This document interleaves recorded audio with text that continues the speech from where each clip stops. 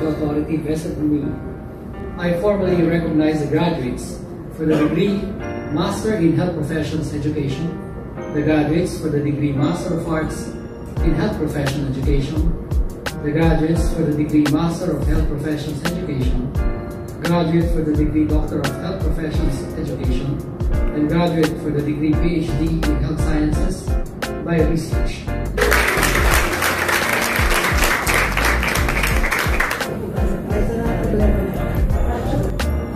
And I'm honored to call upon our former Dean, Dr. Dr. Atienza, to introduce this remarkable individual. Of compassion that stayed and lingered in social science, Doctor of Philosophy in Philippine Studies through fellowships at the University of Illinois in Chicago. She has likewise led and/or contributed to 44 research author of the first locally published textbook in the field, teaches with 15 awards, and let me highlight just five: energizer, role model, loyal friend, Yoke Fellow, Katatak. Colleagues, ladies and gentlemen, Dr. Erling Aklan San. Joey Candan, Registrar John.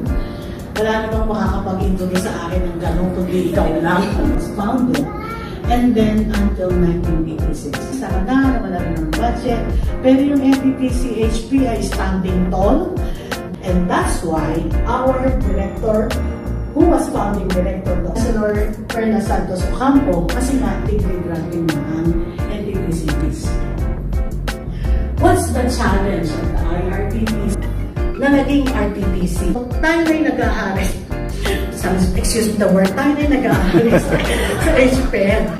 The second PhD by research to solve Korean police, parang nephron as